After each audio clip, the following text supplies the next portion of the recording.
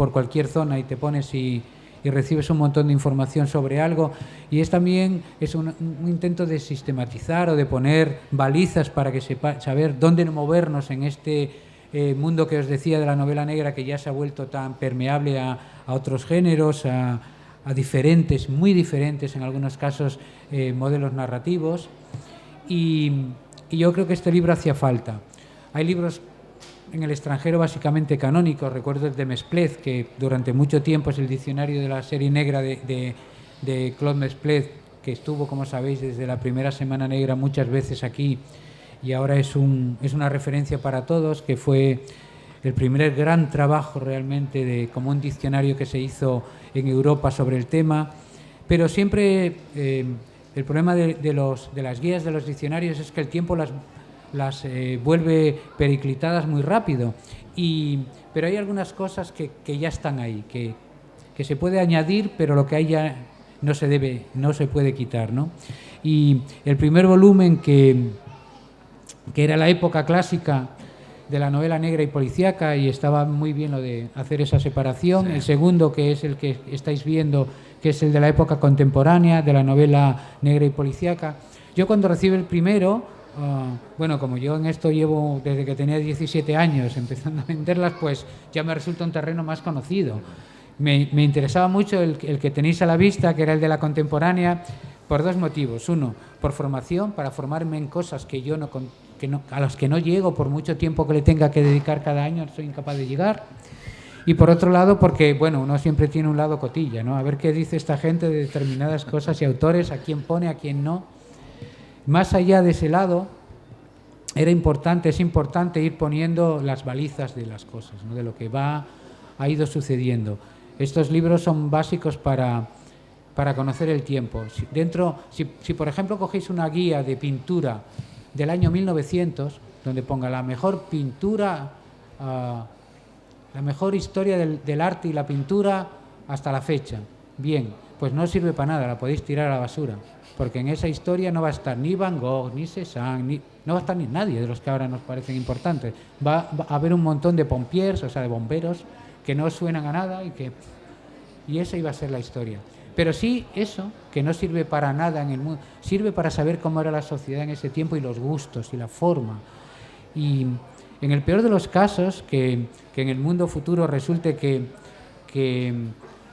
mientras adorábamos enloquecidamente a no sé quién, el futuro dirá, Lluís Llor era el mejor, y nosotros quedaremos como verdaderos semizopencos, servirá, porque sabrá determinar en el momento qué pensábamos en ese momento y cómo era la ideología de la novela negra en ese momento. Y sobre esta era la primera pregunta, que te he hecho un montón sin querer, a ver si sistematizamos.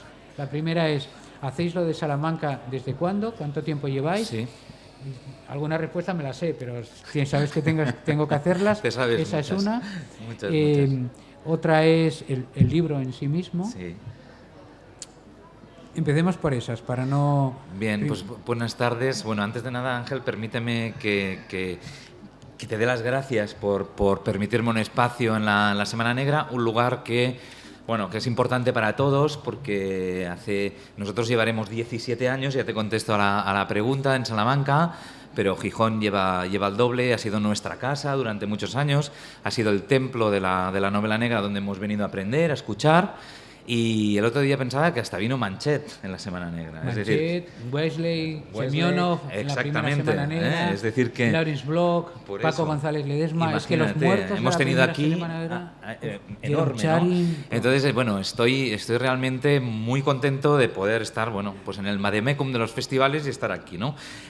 Y sobre lo que comenta Ángel, sobre los 2 volúmenes de La quemarropa, pues yo creo que tiene una explicación muy sencilla. Tanto Jordi Canal, que no sé si lo conocéis, el director de la Biblioteca La Bóvila, la única biblioteca especializada de género negro en el Hospitalet de Llobregat, un proyecto que Jordi ha elaborado durante todos sus años de bibliotecario, con más de 3.000 libros de fondo, y yo pues creíamos en la necesidad de escribir o intentar escribir una guía de género negro y policíaco, ¿no?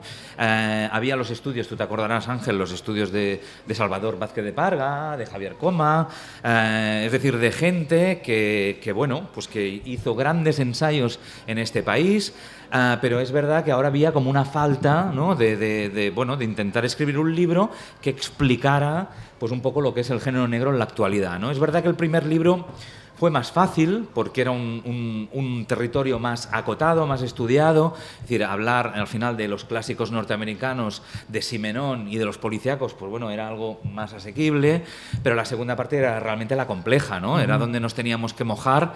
Yo recuerdo Paco Ignacio Taibo, en muchas ocasiones siempre le he oído decir que la novela negra es la hija mestiza de la literatura, ¿no? Y siempre que habla de eso me gusta mucho porque pienso pues realmente esa capacidad camaleónica que ha tenido el género. Y con Jordi pues nos estuvimos casi 3 años para intentar ponernos de acuerdo, después de muchísimas discusiones, de cómo tenía que ser el esquema de este libro, ¿no? Porque claro, lo complejo era hacer un esquema, es decir, en un solo esquema resumir 40 años o 50 años de literatura, ¿no? Con lo cual, bueno, una vez tuvimos el esquema sabíamos que teníamos el libro hecho, porque la dificultad era ver, por un lado, qué tipo de novela negra se estaba escribiendo, en los 70 cómo cambia el rumbo de la novela negra hasta el mestizaje, hacia diferentes transformaciones, digamos, esas etiquetas geográficas que surgían muchas veces de invenciones periodísticas y en algunas ocasiones veremos que esas etiquetas con los años perderán incluso importancia, y ver también las fusiones entre ciencia ficción, entre género fantástico. Por lo tanto, claro, era un trabajo muy complejo, y quién entraba y quién no entraba, ¿no? Teníamos muy claro pues que era una guía, tampoco era una guía para gente que no sabía nada, era una guía para lectores inquietos, ¿no? Me parece una buena definición, lectores inquietos que quieren, bueno, pues conocer un poco estos últimos, bueno, el segundo volumen, estos últimos 50 años de lo que ha sido este tipo de literatura, con los festivales también, ¿eh? Sí, porque el libro es, en ese sentido, bastante... Como objeto está muy bien, porque tiene un montón de portadas que algunas tuvimos, otras tenemos. Trata de fijar una imagen que se ha ido formando a partir de...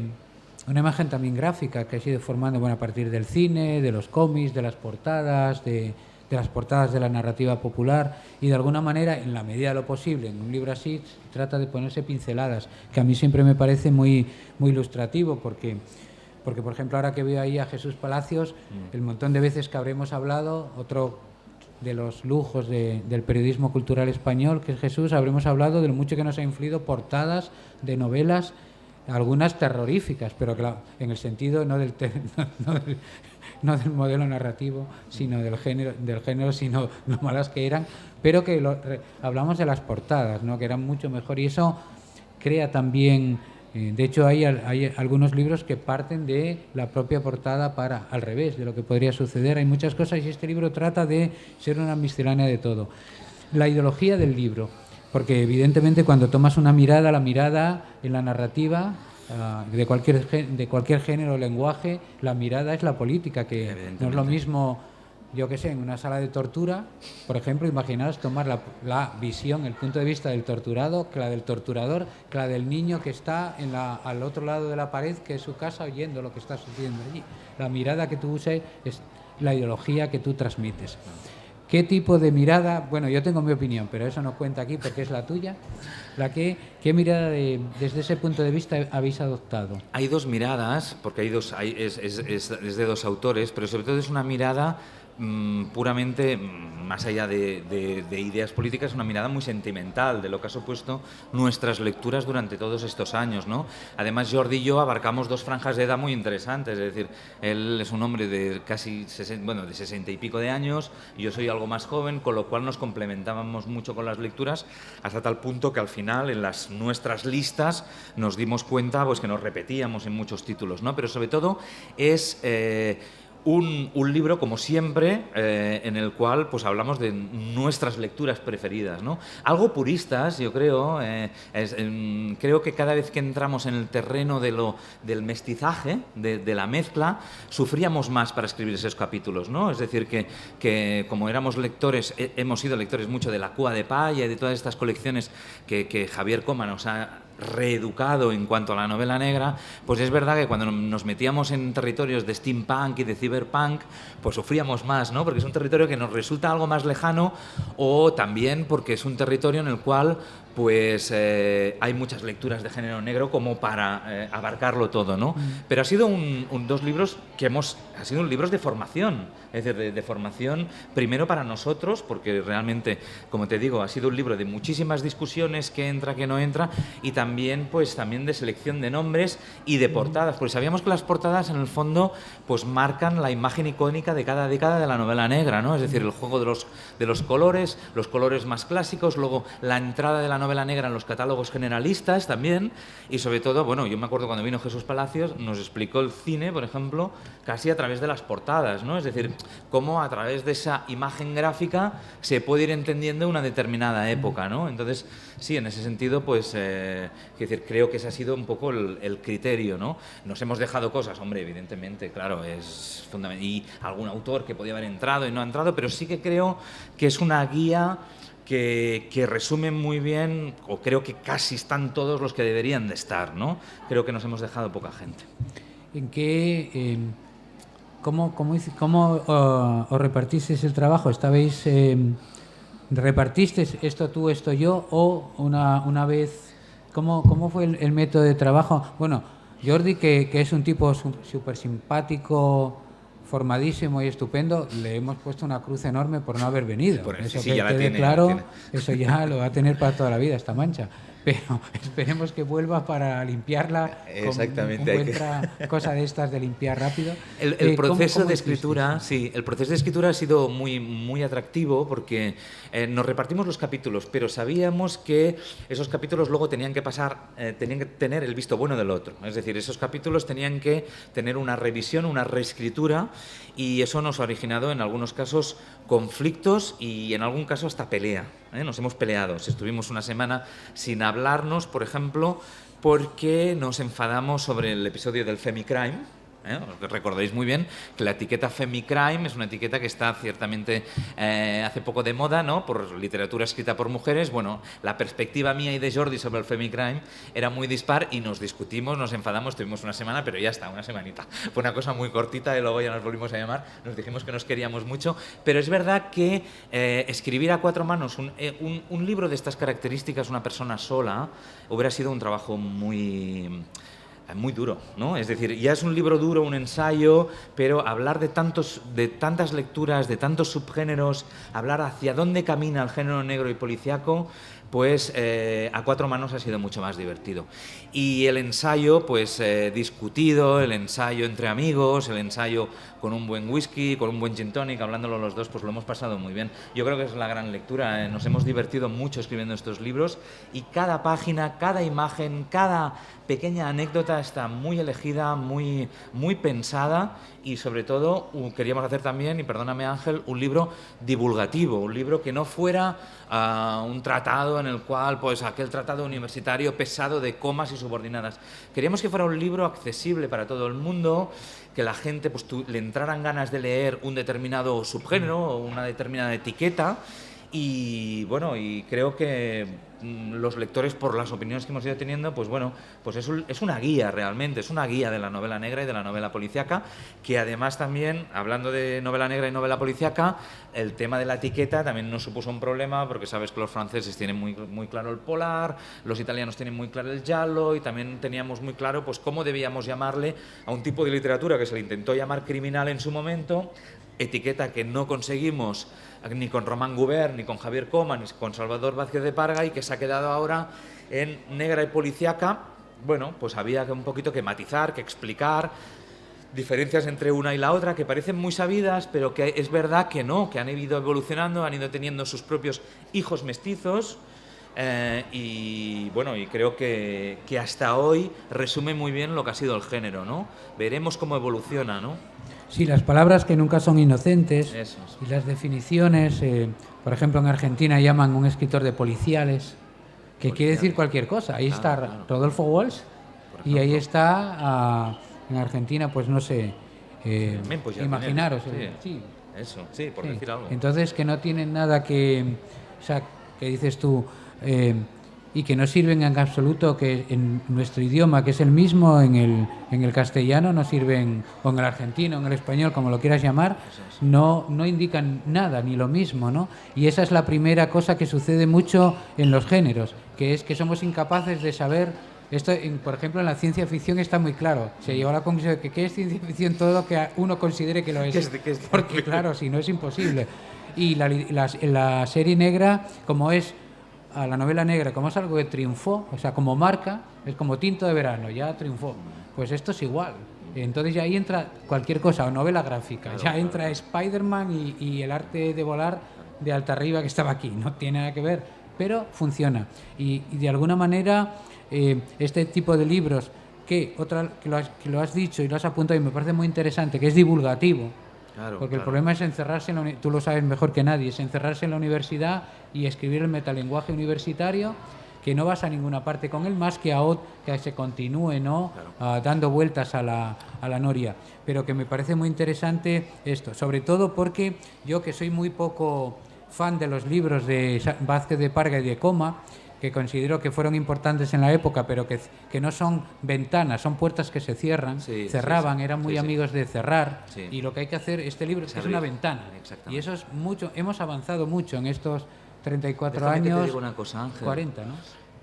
La frase que partió del segundo libro, el segundo libro tuvimos, a partir de una frase de Vázquez Montalbán, en el año 89, Vázquez Montalbán se fue a Granada y anticipó, que ahora es lo que tú dices y viene muy al caso, que el futuro de la novela negra era dejar de ser literatura de género, ¿no?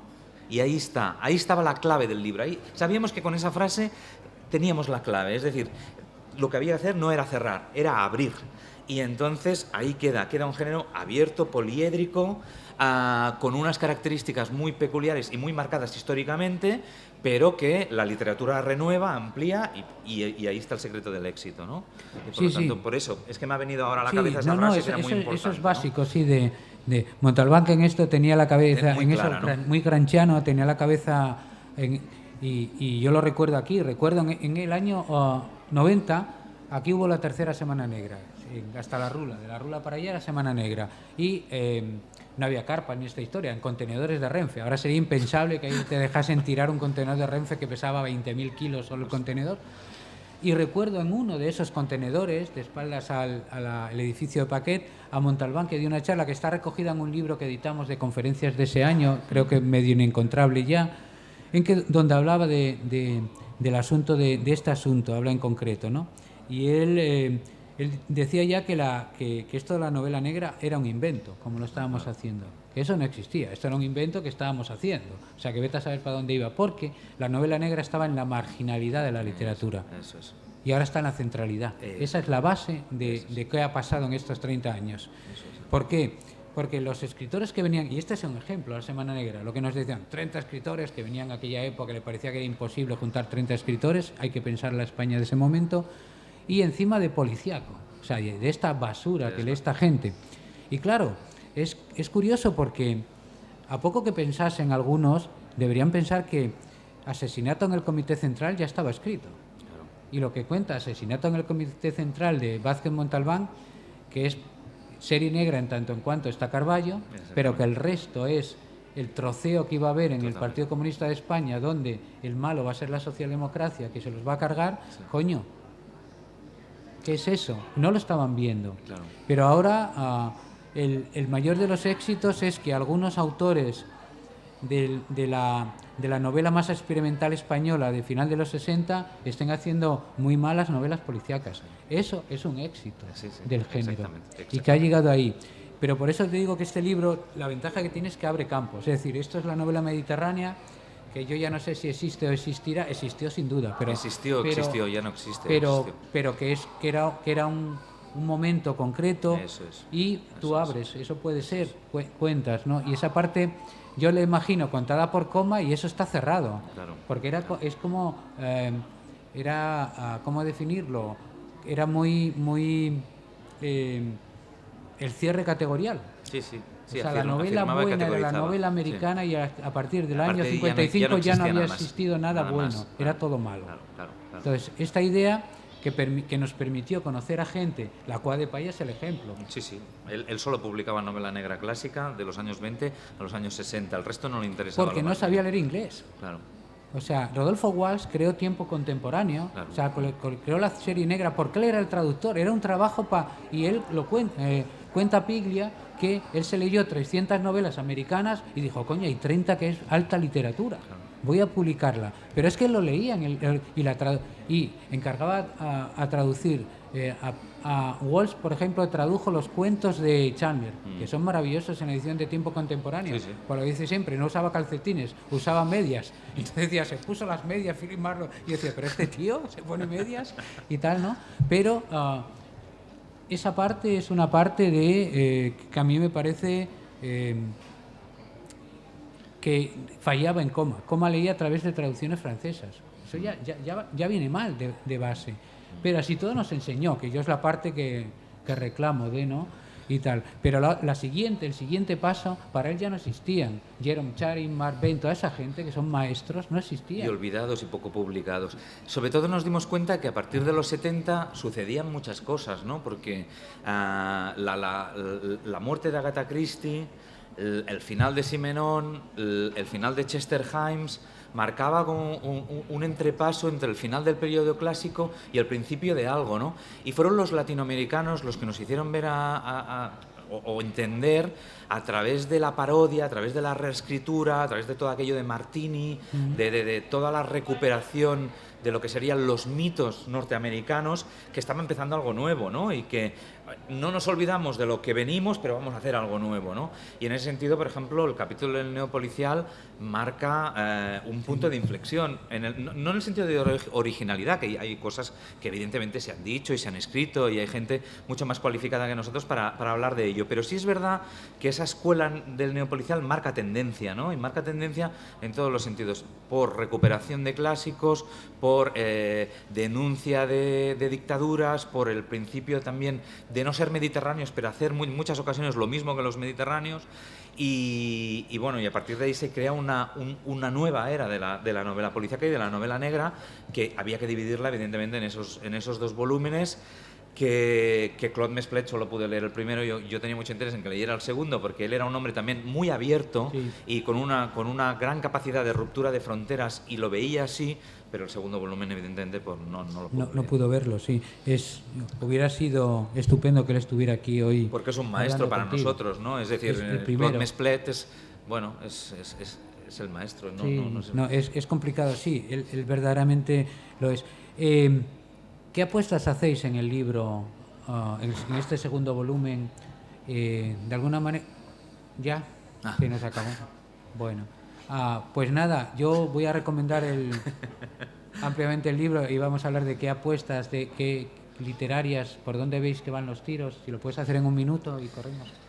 Bueno, un poco lo hemos hablado, ¿no? Yo creo que uno de los puntos fuertes de hacia dónde vamos es al hibridismo, ¿no? Que a mí es algo que me apasiona cada día más, ¿no? La mezcla entre las diferentes narrativas populares que se van retroalimentando y que van a ir, y que en el fondo esto es el juego de la literatura, ¿no? Continuar evolucionando y tener claro lo que decía Claude Avelin en el libro, que no hay géneros malos, sino escritores malos, ¿no? Sí, exacto, es lo mejor. Tenemos una charla mañana pasado titulada Malos géneros, pues, así que no os lo perdáis, que vamos a hablar de ello. Este libro, para los que queráis bucear, señales de viaje, de la novela negra, estos dos volúmenes, que son uno en realidad, son básicos, es lo que hay ahora, lo que tenemos en este país, así que os lo recomiendo a todos. No estoy de acuerdo con todo lo que se dice de algunos autores en el libro y tampoco, pero me parece que es inevitable y necesario. Muchas gracias. A Jordi no se las quiero dar hasta que no venga a recibirlas en persona. A borrar su cruz. Pero a ti, Alex, muchísimas gracias por hacer el libro, por estar en esta Semana Negra, presentar. Fue maravilloso encontrarte la primera vez en Salamanca y luego aquí. Y bueno, es el comienzo, no ya de una larga amistad que ya viene de lejos, sino de que... de eso decir, cielos, pero aquí se juega, vámonos, cierren este tugurio. La Semana Negra continúa, muchas gracias.